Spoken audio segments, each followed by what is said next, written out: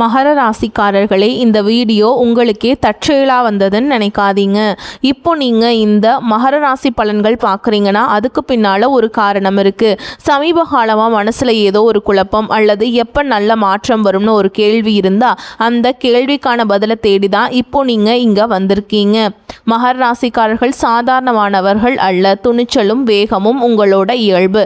ஆனால் அந்த வேகத்துக்கான சரியான வழிகாட்டுதல் கிடைக்கிறப்போ வாழ்க்கையே மாறும். இந்த உலகத்தில் நம்ம எத்தனை முயற்சி செய்தாலும் எந்த ஒரு நல்ல காரியத்தை ஆரம்பித்தாலும் நம்மை காத்து வழி நடத்துகிற ஒரு சக்தி இருக்குன்னு நம்புறீங்களா? அதுதான் நம்மளுடைய குலதெய்வம்.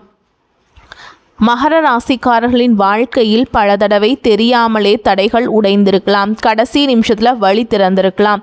அதற்கு பின்னால் குலதெய்வ அருளே காரணம். இந்த மகர ராசி பலன்கள் உங்களுக்கு பலன் தரணும்னு நினச்சா இந்த கணமே ஒரு சின்ன விஷயம் செய்யுங்க. கமெண்ட்ஸில் உங்கள் குலதெய்வத்துடைய பெயரை எழுதுங்க. தெரியலனா எனக்கு ஏன் குலதெய்வம் தெரியாதுன்னு எழுதினாலும் போதுங்க. மனசார எழுதுங்க. அந்த நம்பிக்கை தான் இந்த வீடியோவின் சக்தி. உங்கள் குலதெய்வத்தை மனசில் நினச்சிட்டு இன்றைய மகர ராசி பலன்களுக்குள்ள நுழையலாம் வாங்க. மகர ராசி நேயர்களே, வரக்கூடிய நாட்கள் எப்படி இருக்க போகிறது என்று தெரியுமா?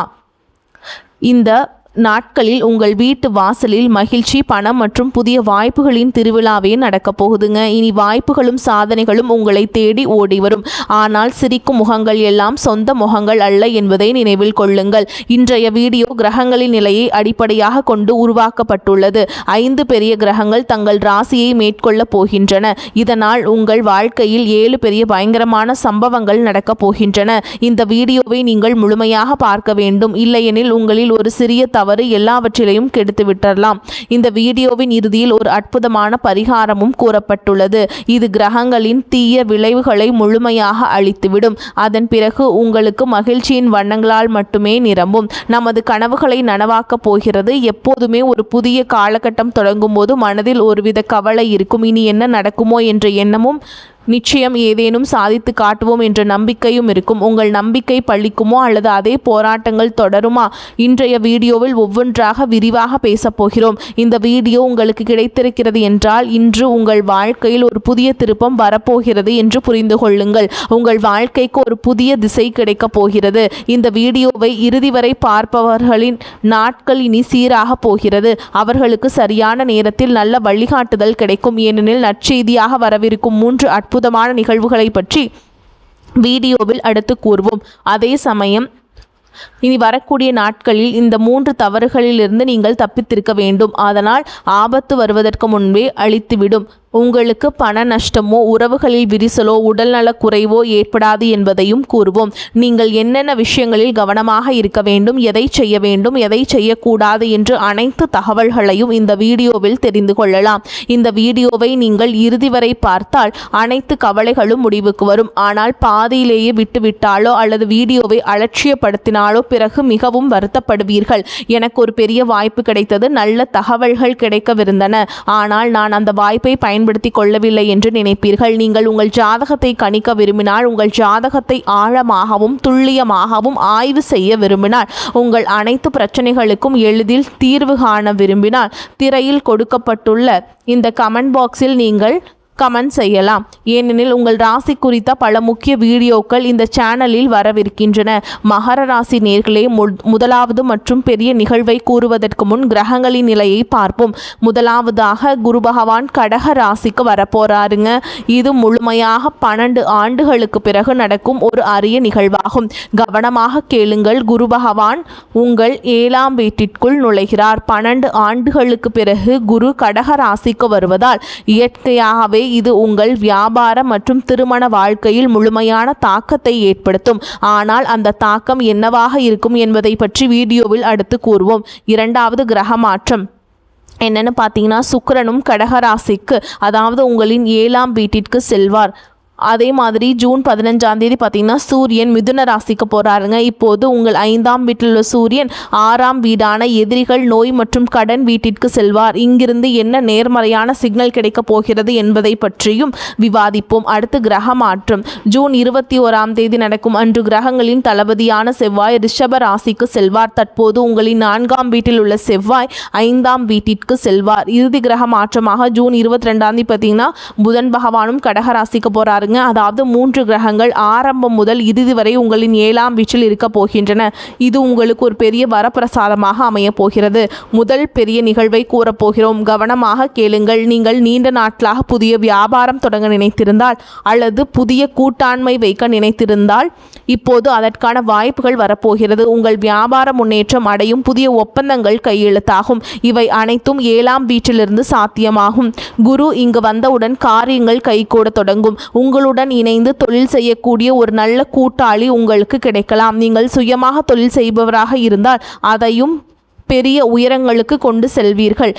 வரக்கூடிய நாட்கள் ஒரு வரப்பிரசாதத்திற்கு சளைத்ததல்ல. வியாபாரத்தில் உங்கள் முழு உழைப்பையும் கொடுங்கள். ஆபத்துகளை எடுக்க தயங்காதீர்கள்.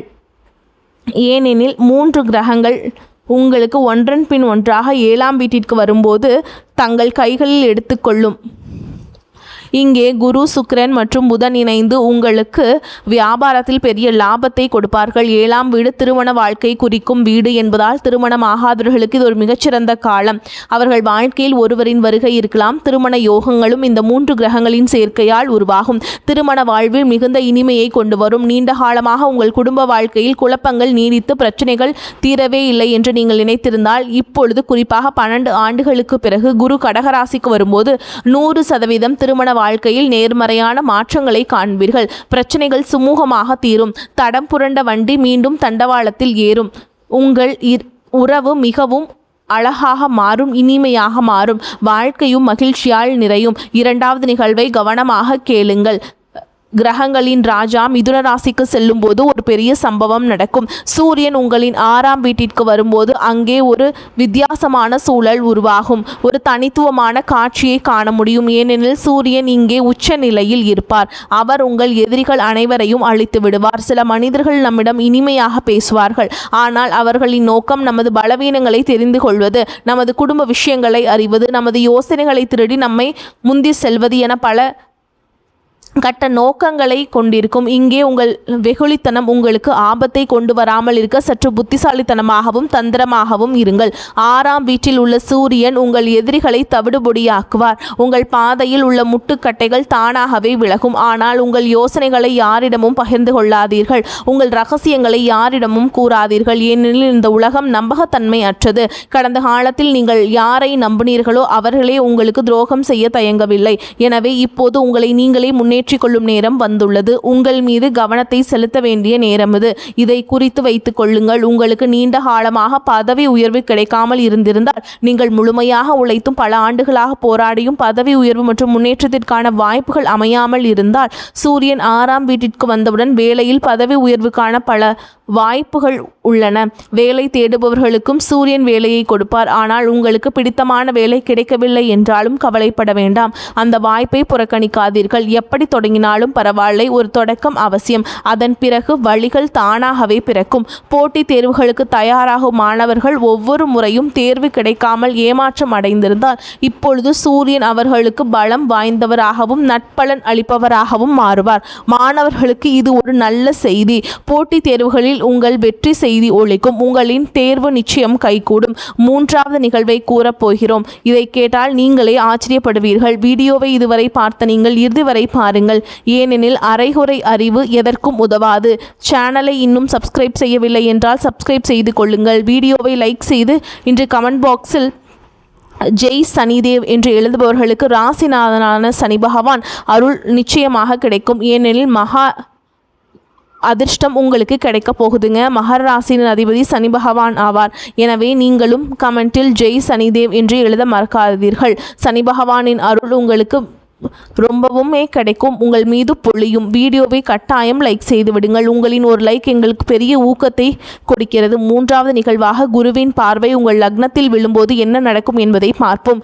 குரு தனது 7ஆம் பார்வையை இங்கு செலுத்தும் போது உங்களுக்கு பெரிய முன்னேற்றம் கிடைக்கும். லக்னம் அல்லது முதல் வீடு என்பது நமது ஆளுமை மற்றும் நமது எண்ணங்களோடு தொடர்புடையது. குரு 7ஆம் பார்வை லக்னத்தில் விழும்போது இயற்கையாகவே உங்கள் ஆளுமையில் ஒரு அற்புதமான கவர்ச்சி ஏற்படும். சிலர் தங்கள் பேச்சாலேயே மற்றவர்களின் மனதை வென்று விடுவார்கள். ஒப்பந்தங்களை வெற்றிகரமாக முடிப்பார்கள். மார்க்கெட்டிங்கில் வல்லுநர்களாக இருப்பார்கள். அவர்களின் பேச்சு திறனும் அவர்களின் பேச்சில் உள்ள இந்த இனிமையும் ஆளுமையில் உள்ள அந்த ஈர்ப்பும் குருவின் பார்வையால் உங்களுக்கு கிடைக்கப் போகிறது. உங்களுக்கு பல சிறந்த யோசனைகள் தோன்றும். அந்த யோசனைகள் உங்களுக்கு பெரிய லாபத்தை கொடுக்கும். சமூகத்தில் மதிப்பும் மரியாதையும் கிடைக்கும். நீங்கள் நீண்ட காலமாக ஏங்கியிருந்த விஷயங்கள் அதிர்ஷ்டகாரகனான குரு 12 ஆண்டுகளுக்கு பிறகு நிறைவேற்றப் போகிறார். இது 12 ஆண்டு கால போராட்டத்திற்கான கணக்கை தீர்க்கும். ஆனால் 3 தவறுகளை ஒருபோதும் செய்யாதீர்கள். இல்லையெனில் இரவு பகலாக வருத்தப்படுவீர்கள். நான் ஏன் இப்படி செய்தேன்? வாசல் வரை வந்த வெற்றியை என் கைகளாலேயே திருப்பி அனுப்பிவிட்டேனே என்று நினைப்பீர்கள். இந்த 3 தவறுகளையும் இனி வரக்கூடிய நாட்களில் நீங்கள் நினைவில் வைத்துக் கொள்ள வேண்டும். இல்லையெனில் அனைத்து நற்செய்திகளும் திரும்பிச் சென்றுவிடும். உங்கள் கையில் எதுவும் மிஞ்சாது. முதல் முக்கிய எச்சரிக்கை என்னன்னு பார்த்தீங்கன்னா, ரொம்ப கவனமாக கேட்டுக்கோங்க. குரு பொறுப்பை ஏற்றுக்கொண்டார். 15ஆம் தேதி சூரியன் பொறுப்பேற்கிறாருங்க. 21ஆம் தேதி அபாயமணி ஒழுப்பதை காண முடிகிறது. 21ஆம் தேதி செவ்வாய் ரிஷபராசிக்கு செல்றாருங்க. செவ்வாய் உங்கள் 5ஆம் வீடான புத்திர மற்றும் அறிவு ஸ்தானத்திற்கு செல்வார். தளபதி செவ்வாய் 5ஆம் வீட்டிற்கு வரும்போது முதலீட்டாளர்கள், பங்குச்சந்தையில் வேலை செய்பவர்கள், கிரிப்டோ கரன்சி போன்ற தொழில்களில் ஈடுபடுபவர்கள் மற்றும் ஆபத்தான வேலைகள் செய்பவர்களுக்கு பெரிய பாதிப்பு ஏற்படலாம். பேராசையால் பெரிய நஷ்டத்தை சந்திக்க நேரிடும். இந்த தவறை ஒருபோதும் செய்யாதீர்கள். குறுக்கு வழியில் பணம் சம்பாதிப்பதை தவிர்க்க வேண்டும். ஏனெனில் செவ்வாய் உங்கள் அறிவு மற்றும் புத்திரஸ்தானத்தில் அமர்ந்திருப்பார். இங்கிருந்துதான் அபாயமணி ஒலிக்கிறது. எங்கு முதலீடு செய்தாலும் சிந்தித்து அறிவை பயன்படுத்தி செயல்படுங்கள். மற்றவர்களை பார்த்தோ அல்லது பேராசையினாலோ பணத்தை முதலீடு செய்தால் அந்த பணம் மூழ்கலாம் அல்லது சிக்கிக்கொள்ளலாம். மகர ராசி நேயர்களே, எங்கள் முதல் எச்சரிக்கை இதுதான். செவ்வாய் நெருப்பு தத்துவத்தை கொண்ட கிரகம். மனிதனுக்கு கோபம் வரும்போது அவனின் செவ்வாய் பலமாக இருக்கிறார். அவன் தலையில் செவ்வாய் ஆடுகிறார் என்று சொல்வார்கள். எனவே நீங்கள் என்ன கவனிக்க வேண்டும்? உங்கள் காதல் வாழ்க்கையை கவனிக்க வேண்டும். ஈகோ வரக்கூடாது. கோபமான குணம் வெளிப்படக்கூடாது. இல்லையெனில் அது காதல் வாழ்க்கையில் பிரச்சனைகளை உருவாக்கும். நான் தான் சரி, நீ என்னை ஏன் இப்படி சொன்னாய், நான் தான் பெரியவன், நீ என் முன்னால் எம்மாத்திரம், இது எனக்கு கைவந்த கலை, எனக்கு யாருடைய உதவியும் தேவையில்லை என்பது போன்ற அகங்காரமான வார்த்தைகளை வாயிலிருந்து விடாதீர்கள். இல்லையெனில் செவ்வாய் கோபம் அடைவார்.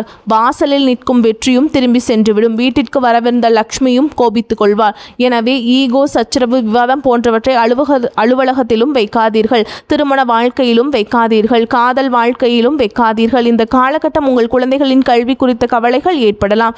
ஏனெனில் 5ஆம் வீடு குழந்தைகளை குறிக்கும் வீடாகும். அங்கு செவ்வாய் வராருங்க. எனவே அவர்கள் என்ன செய்கிறார்கள், அவர்களின் தினசரி வழக்கம் எப்படி இருக்கிறது என்பதில் முழு கவனம் செலுத்துங்கள். இல்லையெனில் கவலைகள் அதிகரிக்கும். இப்போது 3வது மற்றும் இறுதி எச்சரிக்கையை கூறப்போகிறோம். 7ஆம் வீட்டில் குரு, சுக்கிரன் மற்றும் புதன் ஆகிய 3 கிரகங்கள் இணைந்து வியாபாரம் மற்றும் கூட்டாண்மையில் நல்ல காலத்தை கொண்டு வருவார்கள் என்று நாங்கள் கூறியிருந்தோம். ஆனால் இந்த 3 கிரகங்களும் ஒன்றாக இருக்கும்போது சில குழப்பங்களும் ஏற்படலாம். எனவே யாரையும் கண்மூடித்தனமாக நம்ப வேண்டாம். அவர் பல ஆண்டுகளாக உங்கள் கூட்டாளியாக இருந்தாலும் சரி அல்லது புதிதாக வந்தவராக இருந்தாலும் சரி, கண்மூடித்தனமாக யாரையும் நம்பாதீர்கள். ஏதேனும் ஒப்பந்தத்தில் கையெழுத்திடும் முன் அல்லது காகிதங்களில் கையெழுத்திடும் முன் நன்றாக சிந்தித்து படித்து பார்த்து செய்தால் வியாபாரம் செழிக்கும். கண்மூடித்தனமாக நீங்கள் வைக்கும் நம்பிக்கை உங்களுக்கு துரோகத்தை கொண்டு வரலாம். உங்கள் கண்களையும் உங்கள் தாயாரின் ஆரோக்கியத்தையும் கவனித்துக் கொள்ளுங்கள். வேலை என்று அலைந்து உங்கள் ஓய்வையே மறந்து விடாதீர்கள். குடும்பத்தையும் வாழ்க்கை துணையையும் மறக்காதீர்கள். இல்லையெனில் வேலையும் பாதிக்கப்படும், உறவுகளும் பாதிக்கப்படும். எனவே வேலைக்கும் ஓய்வுக்கும் இடையிலான சரியான சமநிலையே வெற்றிக்கான திறவுகோலாக அமையும். இப்போது 2 பரிகாரங்களை கூறப்போகிறோம். இந்த 2 பரிகாரங்களையும் நீங்கள் செய்தால் செவ்வாயின் எதிர்மறை தாக்கத்தை காண முடியாது. வாழ்க்கையில் ஏற்படும் அபாயங்கள், பங்குச்சந்தையில் ஏற்படும் நஷ்டங்கள் அல்லது காதல் வாழ்க்கையில் செவ்வாயால் ஏற்படும் பிரச்சனைகள் போன்றவற்றிலிருந்து இந்த பரிகாரத்தை செய்வதன் மூலம் ஓரளவிற்கு நிவாரணம் பெறலாம். 2வது பரிகாரமாக சுக்கிரன், குரு மற்றும் புதனுக்கான பரிகாரத்தை கூறுவோம். இந்த வீடியோவை இறுதி வரை கவனமாக பாருங்கள். இதுவரை நீங்கள் வீடியோவை பார்த்திருக்கிறீர்கள் என்றால் உண்மையாகவே இறைவனின் விசேஷ அருள் உங்கள் மீது உள்ளது. இந்த 2 பரிகாரங்களையும் கட்டாயமாக கேளுங்கள். பரிகாரம் பிடித்திருந்தால் வீடியோவை லைக் செய்ய மறக்காதீர்கள். 1வது பரிகாரம், செவ்வாய்க்கிழமைகள் தோறும் ஆஞ்சநேயர் கோவிலுக்கு சென்று வெள்ளம் மற்றும் கடலையை பிரசாதமாக படையுங்கள். அங்கு அமர்ந்து ஒவ்வொரு செவ்வாய்க்கிழமையும் அனுமனுடைய சாலிஷா அல்லது சுந்தரகாண்டம் பாராயணம் செய்யுங்கள். இதை ஒவ்வொரு செவ்வாய்க்கிழமையும் செய்ய தொடங்குங்கள். குரங்குகளை கண்டால் அவற்றுக்கு வாழைப்பழம் அல்லது வேறேதேனும் உணவுகளை கொடுங்கள். இதனால் செவ்வாய் பகவான் மகிழ்ச்சி அடைவார் என்பதற்கு முழு உத்தரவாதம் உண்டு. அத்துடன் உங்கள் வாழ்க்கையில் ஏற்படக்கூடிய சிறு சிறு குழப்பங்கள் மற்றும் பிரச்சனைகளை தவிர்க்க ஒரே வீட்டில் உள்ள குரு, சுக்கிரன் மற்றும் புதன் ஆகிய கிரகங்கள் குழப்பத்தை ஏற்படுத்தாமல் இருக்க தினமும் சிவலிங்கத்திற்கு ஒரு சொம்பு நீர் அபிஷேகம் செய்து ஓம் நமசிவாய என்று கூறுங்கள். அனைத்து கிரகங்களின் அருளும் முழுமையாக கிடைக்கும். கிரக நிலைகள் சீராகும் மற்றும் உங்கள் வாழ்க்கையும் சிறப்பாக நடக்கும். மகர ராசி நேயர்களே, இன்றைய வீடியோவில் வரவிருக்கும் சுப மற்றும் அசுப பலனுடன் துல்லியமான பரிகாரங்களையும் கூறினோம். வீடியோ பிடித்திருந்தால் கட்டாயம் லைக் செய்யுங்கள். உங்களின் ஒரு லைக் எங்களுக்கு பெரிய ஊக்கத்தை கொடுக்கிறது. கமெண்டில் உள்ள பிரச்சனைகளை நீங்கள் எழுதலாம். அதற்கான தீர்வை வழங்க நாங்கள் முயற்சி செய்கிறோம். வரக்கூடிய வாய்ப்பில் தவற விட்டாதீங்க. கெட்டியாக பிடிச்சிக்கோங்க. வாழ்த்துக்கள். வாழ்க வளமோடு நலமோடு. நன்றி. வணக்கம்.